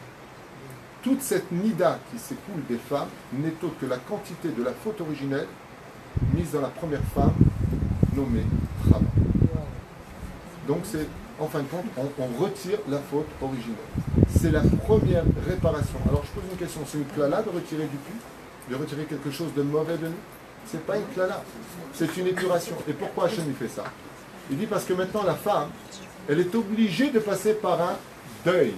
Combien de temps dure le deuil? 7 jours. Combien de temps durent les jours de pureté pour une femme? 7 jours. Non, juste le bloc. Alors, il ne faut pas toucher à ça parce que déjà que je prends notre amour. Voilà, sur vous, sur vous. Ah, c'est sur moi là? Ah, c'est bien, il faut que j'avance. Il est à côté là. Bekitsour, combien de temps ça dure le deuil? Chazve Shalom, Shivrat Yamin. 7 jours. Ouais. Et qu'est-ce qu'on est quand on est en deuil? On est avec les autres ou on s'isole? On s'isole. On s'isole. La femme Nida s'isole. Et qu'est-ce qu'on fait quand on est en deuil? De tout temps, qu'est-ce qu'on faisait? C'est marqué dans plein de références. On se couvre la tête. Pas comme aujourd'hui, on avait la tête découverte. Où est-ce qu'on le voit? Quand Mordechai, dans le Megillat Esther par exemple, Vayeshev Mordechai b'shar hamelech. Im sac. Vas-y, sac. C'est quoi un sac? Avec un bonnet sur la tête. Lama. Parce que le minag du deuil, c'est de se couvrir la tête. Et étant donné que la femme a apporté la mort dans le monde, son kissoui fait la réparation de la mort dans le monde. C'est pour ça que le salaire d'une femme qui se couvre la tête, nous dit la Gemara, c'est quoi? Heve banav talmidei chachamim. La femme comme Kimchi qui s'est couverte la tête à un tel point qu'on n'a même pas vu un seul cheveu de cette femme. Comment sortent les enfants? Une femme qui se couvre la tête, c'est quoi son salaire? Eh bien, ses enfants aimeront étudier la Torah. Et pourquoi? Il dit Pashut Meod. Parce que maintenant, vous vous rappelez qu'on a dit tout à l'heure, les 10 malédictions, en réalité, ce n'est pas des malédictions, c'est des tikkunim, c'est des réparations. Quelle est la principale réparation? Retrouver Hachem. Les 10 escaliers qui nous mènent à retrouver Hachem, c'est la pratique des 10 couples. Bon, là, avec des femmes, donc des 10 tikkunim de la femme. Ce qui fait que quand la femme se couvre la tête, c'est une preuve pour elle qu'elle recherche Hachem selon le processus que Dieu lui a donné quand elle a envoyé dans ce monde. Mais à quoi ça sert de se couvrir la tête? Je peux aller, pourquoi pas avoir les cheveux au vent, la beauté du mari, une fois qu'elle a vu qui souille, pas remettre le qui souille, chérie. Cheveux écrasés, un petit trou à droite, un petit trou à gauche, ça gratte, ça démange, ouais, le tikkun. Et là, on brime rabotez-nous la machallah. Le tikkun de la femme, le fait que maintenant elle soit nida, elle enlève d'elle toute l'impureté.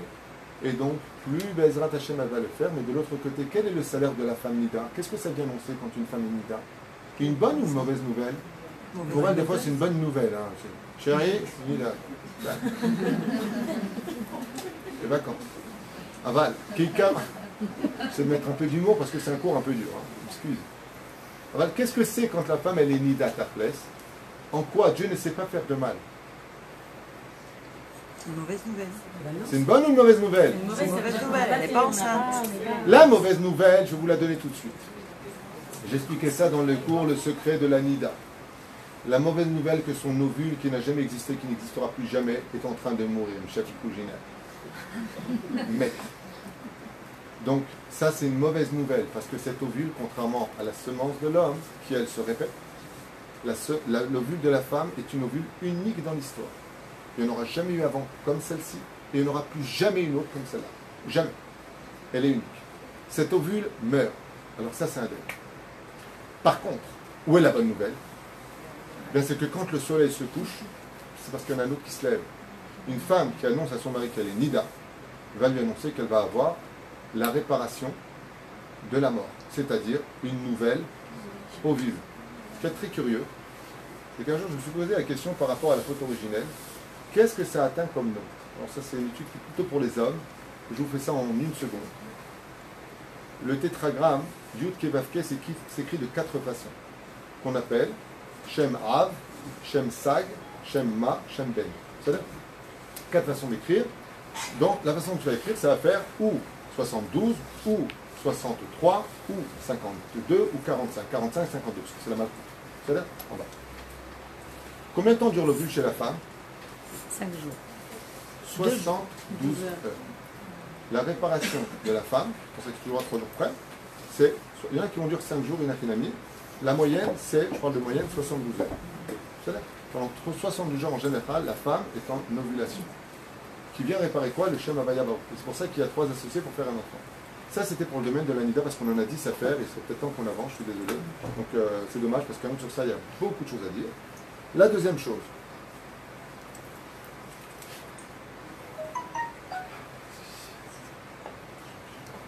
Inouï Dam Nidata. Dam Betulea. Quand une femme se marie et qu'elle a le mérite d'être Betula, c'est-à-dire elle n'a encore jamais connu d'homme, Yeshagam Ken Dam. En quoi c'est un tikkun, je vous en prie? En quoi le fait que la femme, quand elle se marie, elle est du sang? Azma. En quoi c'est un tikkun? Réponse, le tikkun, où est-ce qu'il est? Il est simple. Un homme et une femme se rencontrent. Et ils s'aiment. Ils se promettent l'un à l'autre. Et ils se comportent comme de vrais juifs. Ça veut dire quoi? Abraham, Sraki, Yaakov, Sarah, Rivka, Rebelea. Chose qui dans notre génération, c'est At et Shomer Negia. Ah bon? Top. Ils arrivent enfin. Hein? Shomer Negia, ça veut dire qu'on ne se touche pas. Ce qui est extrêmement grave, Mais quand on touche sa future femme main dans la main, on sait pas, on n'a pas fait de bêtises, main dans la main, on touche une femme qui est nida, ça veut dire ce qui est en elle, pas chez nous. On prend son tikkun. Et après le mariage, ça se paye. C'est dommage de se mettre des dettes spirituelles sur les autres. Mais ça, c'est un autre sujet. En quoi le fait que la femme Betula, elle est du sang? Ben, la réponse, elle est très simple. Le mec et la femme, ils se sont attendus. I love you, take care, oh, ti amo, ishli bedish. Arrête, me coupe de chatli, ouais, elle est heureuse! Ouais. Enfin, le soir arrive, enfin, ils peuvent se toucher. Et ce même soir du mariage, don't touch, man. Don't touch. Don't touch, quoi? Don't touch. Touche pas quoi? On vient de se marier, ça fait 3 mois que j'attends. Et en pauvre. Il lui dit non, c'est finous. On se revoit dans 12-15 jours. Mais je viens de se marier. Zéatikun. Alors, Mazé Omer. Mazé Zéatikun. On a dit que Dieu il fait du bien ou du mal? Du bien.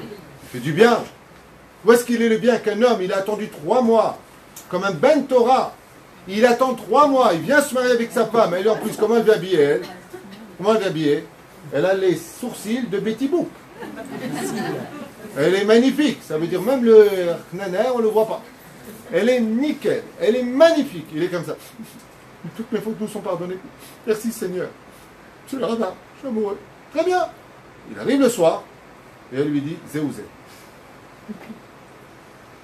Pourquoi tu fais ça, Hachem? Le mariage, c'est la plus belle des mitzvahs, celle que tu peux faire le plus.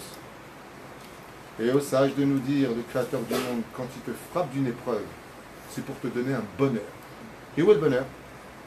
Rachid nous dit, une femme, Betula, ne pourra jamais tomber enceinte de sa première union. Donc le salaire, il est où? Tu es parti avec elle, elle est nida, stop. Deuxième fois, elle peut déjà tomber enceinte. En isha nichneset le rayon, le bia rishon. C'est un klal. Une femme ne peut pas tomber enceinte de sa virginité. C'est impossible. Bah non. Parce qu'est-ce qu'il fait hein? Bah non, ça ne peut pas tomber enceinte de sa virginité. Très bien, merci d'avoir confirmé. Eh bien, vous êtes bien. C'est le rouge. Ensuite.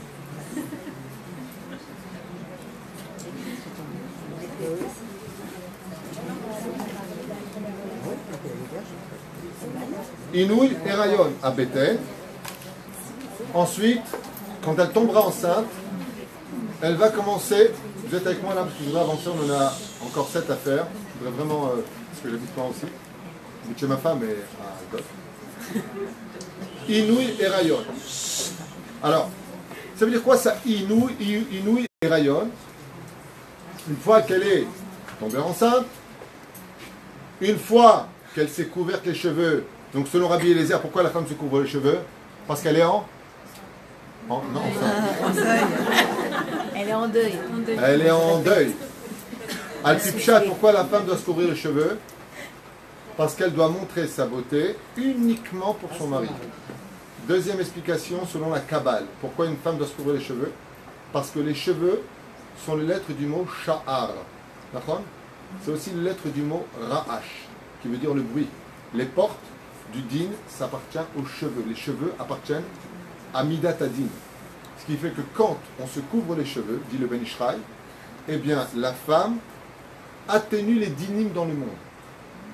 Elle atténue les dinim. Ça veut dire que la rigueur dans le monde, la dureté, la difficulté, les épreuves diminue. S'atténuent dès que la femme se couvre les cheveux. Donc dans la maison aussi? Alors maintenant c'est des lois. Le Rambam il dit une femme chez elle a le droit bichlal d'être sans kisouille. Est-ce qu'elle atténue aussi les dignes de la maison? Bevadaï, bevadaï. Mais seulement comme on est dans une génération. Attendez, juste un instant. Je suis ma femme d'abord, après. Qu'est-ce que tu voulais dire? Oh ma femme.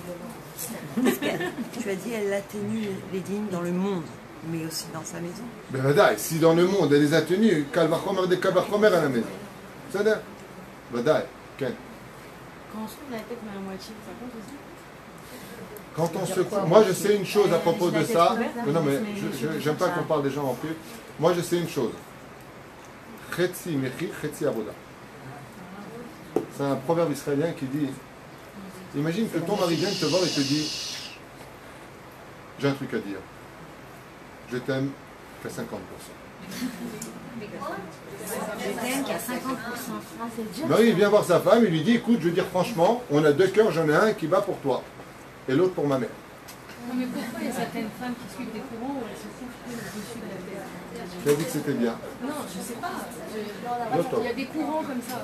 Non, alors je donne les... Regardez, Regardez, je vois regardez. beaucoup de femmes en Israël que je suis arrivée qui se couchent que comme ça. C'est une façon, encore une fois, moi je suis pas là pour juger, je suis là pour aider. Et on ne peut pas juger quelqu'un tant qu'on n'est pas à sa place. Je ne sais pas ce que c'est porter un kissou, ce que je sais c'est porter un chapeau. C'est pas évident. Franchement, je pouvais attraper le mec avec les chapeaux, je l'étranglerais volontiers, tu vois. C'est pas une halakha. Mais en tout cas, je voudrais juste finir. Hein? C'est pas une halakha pour l'homme, le chapeau. Oui, mais les Gdolador nous dit de le faire, et quand les rabbinis parlent, les mouches se taisent. Donc, résultat, non, je parle de moi. Hein. Les rabbinis, ils nous ont demandé de porter. Le rabbin Shana Bachou, il dit Bichla, la sourde de prier son chapeau, Bichla, le rabbin dans l'Itzion, il dit Aflou la lotraza, c'est pas ce que je veux développer. Il y a ce que les gens veulent faire, il y a ce que les gens peuvent faire, et il y a ce que les gens doivent faire. Est-ce que j'ai été clair? Chacun fait ce qui lui plaît. Ok, chacun fait son truc comme il le veut. De l'autre côté, qu'est-ce que dit la halakha? La halakha, elle dit Shte etzbaot. Pour les Sfaradim, je ne parle pas des autres, on a le droit de laisser deux doigts, mais pas deux doigts comme ça. Chérie, regarde, j'ai deux doigts dehors. Jusqu'au coude, un tefa. Des cheveux qui sortent, tu veux dire. Les cheveux qui sortent ils peuvent sortir tout autour du chapeau, si elle en porte un ou un foulard. Ad shte etzbaot, ça veut dire quoi? 2 à 3 cm. Zéouzé, loyotermisé. Le Rabbi Lubavitch, à l'époque où les perruques avaient vraiment des tronches de perruques, alors c'est, quand vous voyez les photos à l'époque du Rabbi Lubavitch, c'était des manches à balai posées à l'envers. Ah non, c'est pas les perruques d'aujourd'hui de... Alors, encore une fois, lui, il se base selon le Zohar, qui dit quoi? Il dit pourquoi le Rabbi il disait pourquoi c'est mieux pour une femme la perruque que le foulard, contrairement au Ibaot ou l'Arsidou de Rabbi Nachman ou le Rav Ovadia Yosef et bien d'autres. Parce qu'il dit que le kissouille, malgré tout, tu as des cheveux qui sortent, tandis que la perruque, tout est à l'intérieur. Mais ce n'était pas les perruques d'aujourd'hui. C'était les perruques, vous regardez les vidéos du Rabbi, les mecs c'était des pics. C'est-à-dire, c'était un kissouille avec des poils de chat. Hein? C'est-à-dire C'est plus toléré. C'est pas à revoir le fait que c'est mieux la Je perruque. dis, il y a des lois, tu les lis et c'est tout, tu sais ce que tu dois faire. les lois de la Torah appartiennent à toutes les... Moi je suis pas le côté là. Non, mais Faites comme vous voulez. il Madame. n'y a pas de discussion sur le sujet. Est-ce que vous êtes déjà fait arrêter par un flic quand vous avez grillé un feu rouge avec le portable dans la main? Et vous discutez avec lui? Discuter avec lui. Vous discutez avec lui? Et ben ça, vous avez gagné? Pas une fois? Alors avec un flic, vous discutez, vous ne gagnez pas. Et qu'est-ce qu'il vous dit le flic? Madame, c'est là? Et ben voilà. Pourquoi vous comprenez pour un mec habillé en costume et pour la Torah qui est éternelle, vous ne comprenez pas?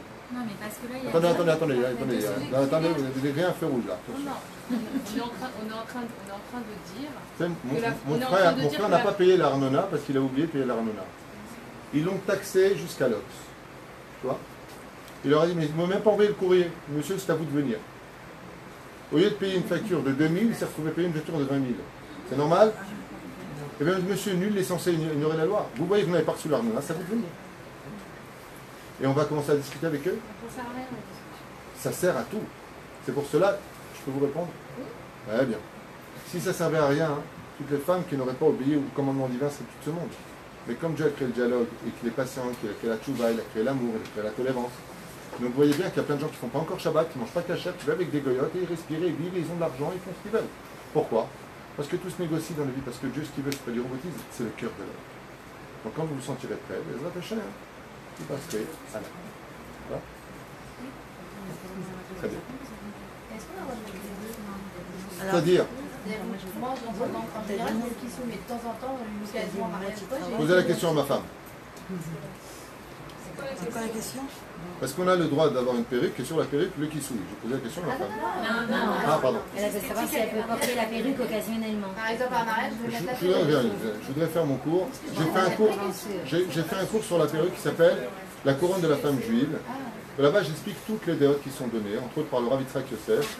Le Rav Ovadia Yosef dit qu'un Rav qui permet la perruque, c'est un Rav réformiste. Selon le Shiboulé à l'équette dans Masachet Shabbat, ils disent qu'on peut porter le perruque, comme c'est marqué dans la Mishnah, Pe'an Ochriya, Bereshut Arabim. De quelle perruque on parle là? Sur les perruques d'aujourd'hui, le Rav Ovadia Yosef, dans Yadbi, à Omer, Khalek Zayn, si je ne me trompe pas, il ramène 280 poskim qui interdisent formellement la perruque. Alors moi, je vous réponds juste une chose. Ah, c'est les Harav, c'est avec une SFF. Chacun est son Rav, chacun va voir son Rav, il parle avec son Rav, il dit voilà, c'est tout. C'est des livres. Un arabe, tout est écrit. Mais je ne veux pas rentrer dans cette polémique, c'est pas le but. Parce qu'il y a des femmes qui sont venues en perruque, qui se sentent mal ce soir par rapport à ça, ou bien, ou alors ont envie de répondre, je ne suis pas d'accord. J'ai pas envie de rentrer. Chacun fait comme il veut. Ah, c'est les Harav. Vous avez un Rav? Vous avez un Rav? Vous avez un Rav? Allez le voir, dites-lui voilà, la perruque, qu'est-ce que vous en pensez? Il vous dit moutar, il vous dit assour. Je ne veux pas rentrer dans cette polémique parce que je vous dis quelque chose. Je veux dire pourquoi. Surtout pas avec les femmes. Parce que quand on parle Torah, il ne faut pas mélanger Regesh et Sechel. Regesh, ça veut dire, aidez-moi, sentiment avec intellect. Et quand tu parles à une femme, déjà qu'elles n'ont pas une vie facile, en plus de ça, tu vas leur rajouter un truc, ben, tu vas c'est n'importe quoi, ben, je suis d'accord, et ça va être un zilzoul du Ravintel, ben, lui il dit n'importe quoi, ben, moi je préfère mon Rav. Pourquoi mettre sa tête dans une complication? Celui qui est persuadé qu'il a raison, il a son Rav, il a dit Mouta, vis ta vie et ton Rav, il donnera des comptes devant Hachem. Aval, Bijumal et Babel Tamour, ça sert à rien, il n'y a pas d'intérêt. Et je vais dire franchement une chose. Aujourd'hui, la première mitzvah dans le judaïsme, c'est pas d'avoir un kissou ou pas, c'est de retrouver la joie de vivre. Parce que d'avoir un kissou et des télim en train de tout le temps faire la tronche, de ne pas vivre ces mitzvahs dans la joie, ça sert à rien ton truc. Moi, quand je fais mes séminaires, la première question qu'on me pose, Rav, tu touches, commence par quoi? Je dis par un sourire. Avant Shabbat, la cache-route, d'abord commence par un sourire, joie de vivre. Parce que c'est la base de tout ton judaïsme. Parce que tous tes malheurs sont venus à cause de toi. C'est parce que tu n'as pas travaillé Hachem dans la joie que tous les malheurs viennent chez nous. Donc d'abord on apprend à vivre et après on parlera de qui Tikkun 2. On est parti au 3-4 déjà, c'est quand tu dormais. Ensuite, Mechassa et Rocha Ka'avel, donc on vient d'expliquer, c'était le Kisouï. La femme se devra de se couvrir la tête. Je vous ai expliqué que Ben Ishraï, il dit que le monde est régi par les dinim ou par le chesed, bonté ou rigueur. Pour aider la rigueur à se calmer, il y a des moyens pour cela. L'homme met une kippa, commentaire du Ben Ishraï dans Masechet Shabbat, page 118, dans son livre Ben Yoyada. Il dit Pachout, Adam, le chasset trop chaud, ça enlève un ténor. De qui plus est, qu'est-ce qui a fait tomber Ève et Adam? L'œil ena bisha de. Comment c'est marqué là-bas dans le Zohar? Ena bisha de nachash hakalmon. C'est l'œil pourri du serpent. C'est pour ça d'ailleurs que le serpent, les forces du mal sont composées d'un chiffre, le chiffre 400. Sak en hébreu, ça s'écrit Shin Kouf. Shin c'est 300.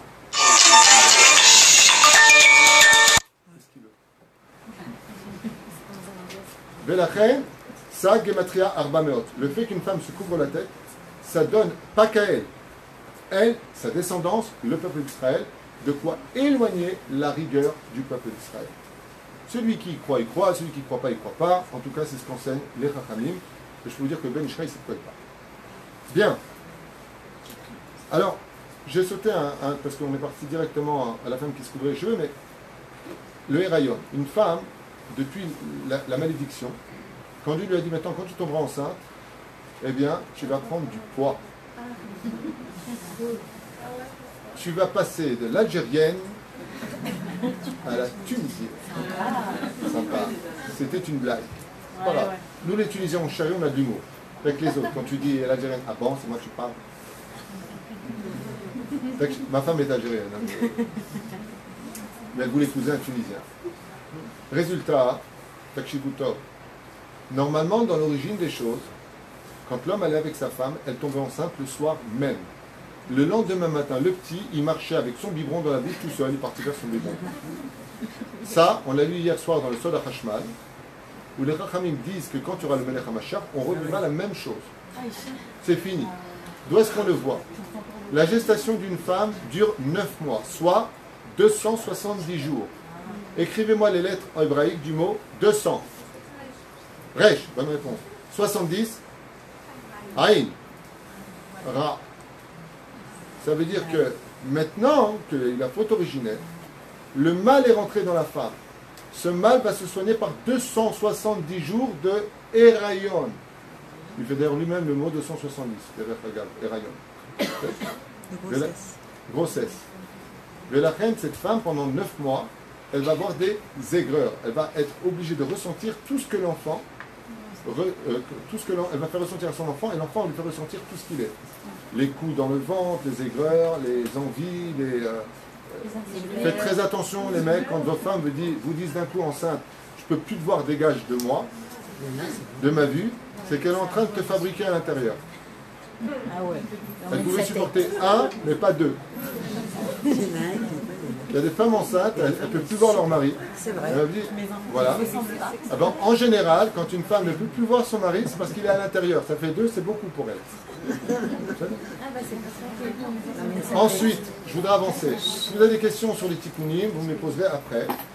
Inouï Gidoul Banim. À la base, les enfants s'éduquaient tout seuls. Ils sortaient. Salut maman, ça va? Tu veux faire les cours? Au charade ou tu veux l'autre? Pas de couche, pas de problème. Il sait aller aux toilettes, il marche, il a des dents, il court. C'était comme ça à la base. Depuis la photo originelle, je lui ai dit, haha, Arshav Laïcha, Gidoul Banim. C'est toi maintenant qui vas supporter. D'ailleurs, je voudrais qu'au prochain show, on fasse un cours à l'Pisod sur l'éducation. Ah oui. Ah ouais. Ouais. L'éducation est très très importante. C'est un sujet que j'aimerais bien développer avec vous à l'occasion. Bezrat Hashem, Bineder, si vous êtes chargé. Belachem. Le Gidoul Banim, ça veut dire quoi? Eh bien, une fois de plus, vous avez remarqué que quand le petit il pleure, c'est pas le mec qui se lève lui donner la tétée. D'accord? C'est la femme. Ça veut dire que même dans ce cas-là, la femme elle est fatiguée, elle dit chérie, je l'ai mis au monde, va lui donner la tétée. Et l'homme il ajoute gentleman, ah si je pouvais, tu sais, pour toi. Et vous l'avez fait votre mari? Oui, c'est exactement ça. Ouais. On va se calmer là, je ne suis pas Mireille Dumas. Alors, et la reine, Gidoul Banim, l'enfant, ça veut dire quoi? Tsahar Gidoul Banim. Vous allez entendre quelque chose de tellement vrai dans l'éducation. Tous nos enfants ont un virus. Le même. Je te dois rien, tu me dois tout. C'est tout. Vous avez compris ça? Alors, dans l'éducation, j'enseigne très souvent au niveau pédagogique. N'attendez jamais rien de vos enfants. Ni petits, ni grands. Quand ils sont petits, vous lui dites, maman elle est fatiguée. Maman elle est crevée. Eh bien je t'emmène, pour te mener. Quand ils sont grands, maintenant ils sont grands, 19 ans, 20 ans, tu te rends compte, mon fils, Blair James, regarde la faussette qu'il a. Maman, il faut que je te parle. Qu'est-ce qu'il y a? Je suis amoureux. Qui c'est celle-là? Je viens de la rencontrer, je me marie. Ah bon? D'accord. Il se marie le mec, 20 ans, super, et avec sa femme, il est heureux, c'est ta mère. Moi je t'ai éduqué pendant 20 ans, tu la connais depuis même pas 2 mois celle-là. Ouais. Ça a Gidoul Banim. Je t'ai élevé et je profite de rien. Je t'ai fait grandir. L'homme devra laisser tomber son père et sa mère et il ira avec sa femme pour se construire sa famille. Ça c'est la devise de toute notre Torah. Ouais. Sahar Gidoul Banim. Tu feras grandir tes enfants. Ah, Yaouldi. Ça va? Non, je t'embête pas avec ta femme. Juste, tu sais que tu as une mère. Ça fait 4 mois que je t'ai pas vu. On habite juste à côté. Ah, Yaouldi. Hein? Faut pas abuser, ok, la femme, mais la mère aussi. Qu'est-ce qu'elle a, la mère? Bah, aussi, on va pas y avoir pendant 4 mois. Oui, c'est un exemple. 2 mois. Ça peut voir? C'est un exemple. 4 mois, vous avez exagéré dans l'exemple. Elle a envie de pleurer. Mais j'ai des garçons.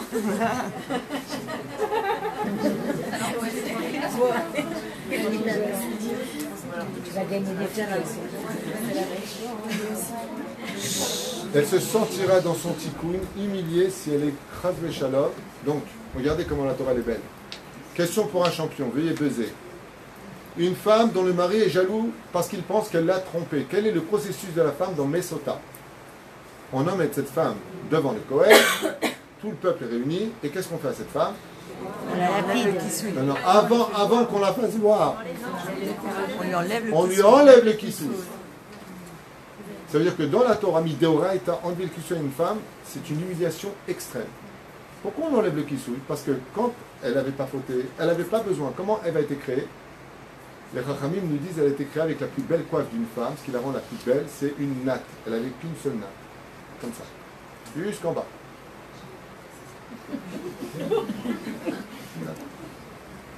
Une fois qu'elle a fauté, elle a dû tout de suite se couvrir la tête. Si elle est mise en doute sur la faute originelle, où Ève est partie avec le serpent, on revient donc automatiquement à l'état de reconstruction du couple. On enlève ton kissou, ça ne sert à rien. Et la misnout. Ça veut dire que la femme, dans un de ces tikkun des 10 malédictions, c'est chas v'shalom. Je pense que ça doit être une chose par rapport à l'innovation. On s'en fiche. Misnout. Veratza et ozna.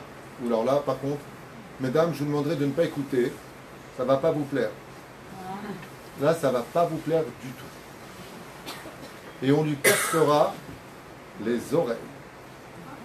On doit lui percer les oreilles. Une femme doit avoir les oreilles percées.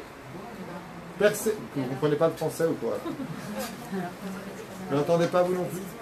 On lui percera les oreilles. Et elle me regarde, elle me fait, ah ouais, d'accord. Vous avez compris ou pas? C'est une obligation d'avoir les oreilles C'est une percées. obligation pour la femme, ça fait partie de ces 10 réparations. La femme doit automatiquement avoir les oreilles percées. Pourquoi? Au niveau de la morale positive. Pour que son mari, lui achète de gros diamants sur chaque oreille. Mais non, bien sûr que c'est pas ça. Je le dois dessus. Attends, je finis. Malheureusement, alors avant de faire attendez la suite. Stanna. À qui dans le judaïsme on perce l'oreille? À l'esclave. Omer Nanou. Martsa, écoutez bien. Veratsa et ozna ke eved olam ou ke shifra she im esharetet et baala. Et le tikkun, écoutez bien, maintenant vous allez entendre quelque chose de très important. Faites écouter à vos maris s'ils veulent comprendre la Torah à un bon degré. La femme, pourquoi elle doit porter des boucles d'oreilles? Parce que quand une personne devient esclave ou servante, qu'est-ce que nous dit la Torah? Tu l'emmèneras à la mezouza et tu lui perceras l'oreille. Ce qui fait que la boucle d'oreille, ce n'est pas un symbole de beauté, c'est un symbole de avdout. Avdout, c'est-à-dire de je me soumets à l'autre. Ce qui fait que la femme, je vous lis donc dans les textes, je fais une photocopie avant de venir dans mon portable. Écoutez la suite, c'est important, il y a psychologique.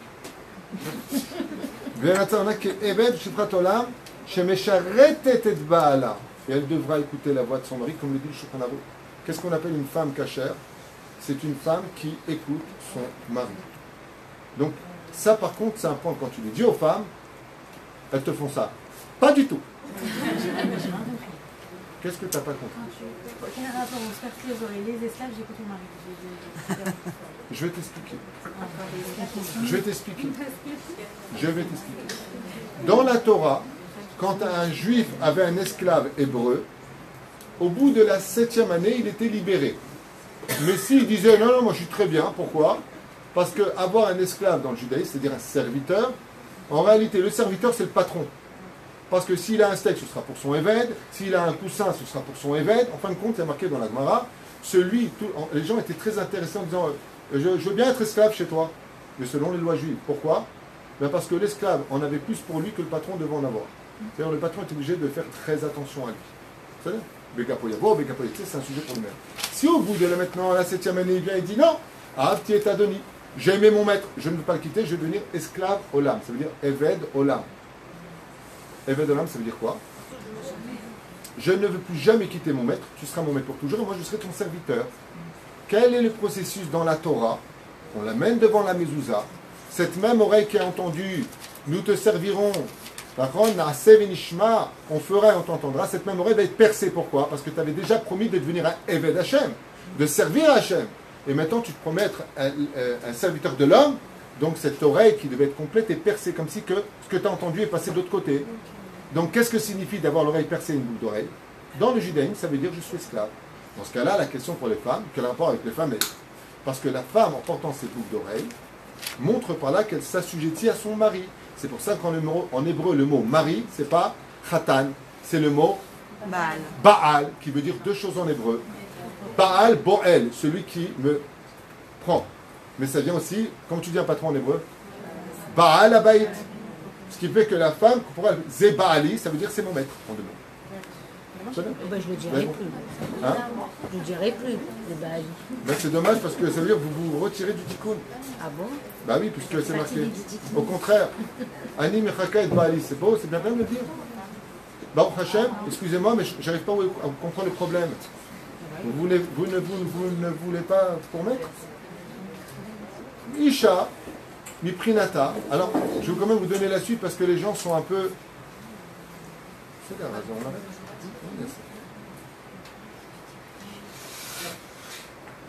Les femmes sont souvent choquées. Attends juste un instant. C'est avec moi parce que je dois me casser. Les femmes. Bon, en français, je dois partir. Les femmes sont souvent choquées d'entendre. Quoi? Moi? Haine? L'esclave de mon mari? Je lui arrête. Depuis que ces femmes sont devenues ça, il n'y a eu que des divorces. Nos mères, nos grands-mères, elles avaient du respect pour leur mari. Et ce n'étaient pas des pères. C'était des ogres pour certains d'entre eux. Je parle du côté, les anciens Tunisiens, c'était je suis un roule et je suis le roi et toute la ferme et moi et je t'achète. Elles n'ont jamais divorcé, elles ont eu 15, 10 enfants. Elles ont tenu, elles ont donné de l'amour, elles n'avaient pas de machine à laver, elles n'avaient pas de bonne, et pourtant elles ont tenu le cap. Pourquoi? Moi je me rappelle même une fois petit, je voulais me fâcher contre mon père, elle m'a dit Ish, c'est ton père, c'est honteux, tu ne réponds pas à ton père. Avant il y avait du respect. Aujourd'hui les choses ont changé et le modernisme n'a pas amélioré le bonheur ni des gens, ni des mariages. Alors ça ne veut pas dire que la femme doit se taire, mais ça veut dire que par contre elle plie à l'akha. Le Rambam l'écrit ainsi que le Shulchan Aruch. Ezoi Isha Kshera, qu'est-ce qu'on appelle une femme cachère dans le judaïsme? Zot Sheshomaat ou Bekol Bala. C'est pas moi qui l'écris, celui qui n'est pas content, il va au kotel. Au kotel, avec l'écriteau. Non, c'est une blague. Non, je dois partir. Je pose la question entre le mais non, mais je plaisante, c'est une blague. et la perruque. C'est une blague. C'est l'humour. Ce qui est 10h30 à 10h, moi je fais des blagues. Donc, c'est tard. Donc, pas content. Pourquoi? Parce que la vérité, c'est dur d'entendre ça. Moi, je serais une femme, je dis franchement, c'est un peu heurtant d'entendre une chose pareille. C'est waouh! Ouais. C'était bien le cours? Ouais, super, ouais. Bali. Tu veux peut-être un petit verre d'eau? Bali. Ouais, ça fout les boules. Hein? Monsieur, dis donc, dur. C'est dur d'entendre ça. C'est pour ça qu'il y a un remède à ça. C'est que si le mec, écoutez bien ce que j'ai à vous dire, ouvrez bien grand vos oreilles.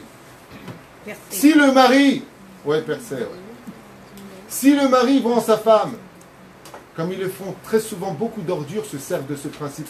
Dis-moi, toi, la religieuse Alpitora, tu ne dois pas se servir de la Torah pour cacher sa médiocrité. Alors écoutez bien ce que je vais vous dire parce que ça vaut le détour.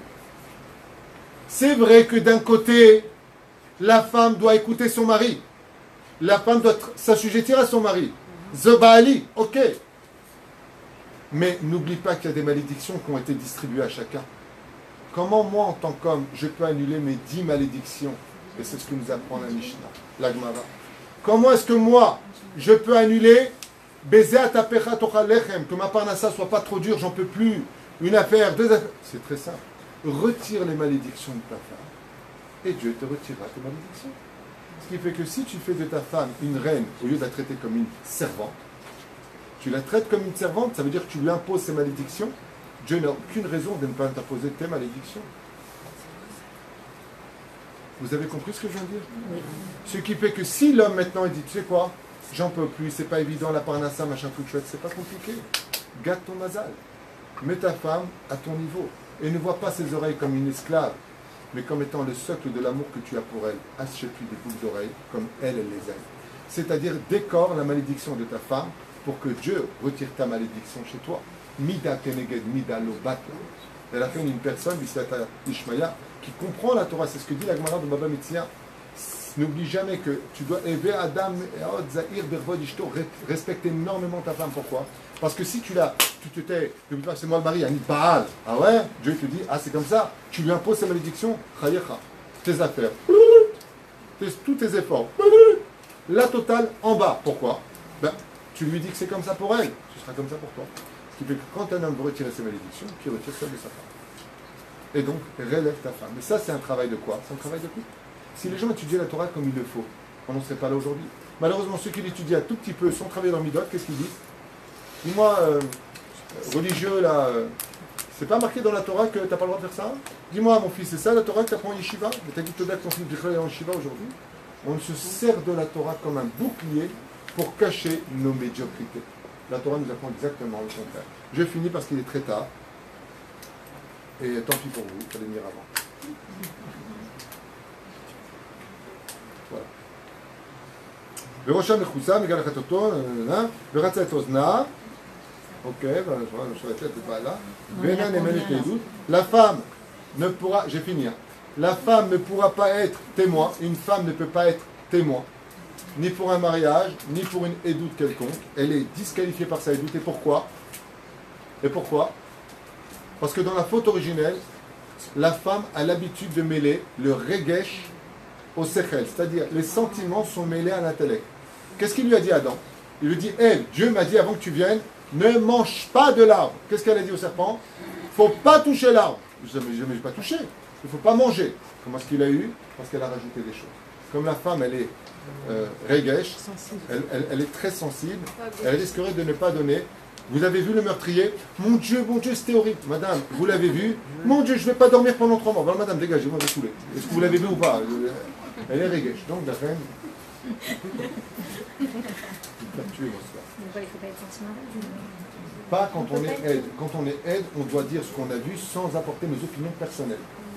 Dans la Gemara de Masechet Makot, la édoute, c'est-à-dire quand on vient parler de témoignage, ouais, on doit dire exactement ce qu'il y avait sans mettre le cœur dans l'histoire. Il s'est passé ça, il y a eu ça, il est habillé comme ça, il a levé la main comme ça, il était dans telle langue, tel truc, comme un robot. Tu viens dire ce que tu as dit. Mais si tu donnes ça à une femme, imagine tu prends une femme pour le mariage. Il faut regarder tout ce qu'il veut. Regarde tout, c'est trop beau. Tu as déjà vu un homme qui pleure, toi, en tant que témoin? Et donc, ouais, ils ont filmé le mariage ou pas? J'en fais une petite caricature, mais c'est pas grave. Elle ne pourra pas être témoin, et eh bien, pour finir, c'était la 10e, eh bien, elle connaîtra la mort comme l'homme, c'est-à-dire qu'elle sera obligée maintenant de partir de ce monde, qui fait partie du 10e tikkun comme l'homme, Ve'amita Tavo Elea, et elle connaîtra la mort comme Ève, comme Sarah, Rivka, Rachel et Léa, toutes les femmes d'Israël. Lama Dafka, tout ça. Eh bien, parce que quand on a fini son combat, on descend du ring. Parce que la vie est un combat. Et quand on descend du ring, c'est pour profiter des 15 millions de dollars de champion du monde que je vais pouvoir maintenant dépenser dans les rues qui m'appartiennent parce que j'ai acheté mon Olam Haba. Voilà exactement les 10 tikkunim de la femme. Et ces tikkunim que je vous ai donnés ce soir, vous pourrez les revoir en cours. Ce sont les tikkunim qui sont la preuve qu'une femme a recherché Hachem pour le tikkun numéro 1. Vous avez fauté, vous pensez que je n'étais pas là. Chayechem, que maintenant vous partirez sur terre dans un monde où je ne me montrerai pas, parce que votre but à vous maintenant sera de me dévoiler et de me retrouver. Comment je peux te retrouver? Je viens de vous l'expliquer. Question. Merci. Merci, ça veut dire on y va. Facebook, il y a quelqu'un Non, qui il y a dit quelque une chose? dame qui dit que si on... Elle a enlevé ses boucles d'oreilles. Non. Elle dit qu'elle est fière d'appeler son mari Baali parce qu'elle est amoureuse de lui et qu'elle est fière de ça. Elisabeth. Elisabeth Kolakavod, elle est très fière d'appeler son mari Baali, voilà, parce qu'elle est amoureuse de lui. C'est très bien. Ben oui, Ils ne sont pas d'accord aussi. Hein. C'est tout? Pas de questions? Hein? C'était chambé. C'était chambé. C'était un cours très important. Je suis venu pour vous le faire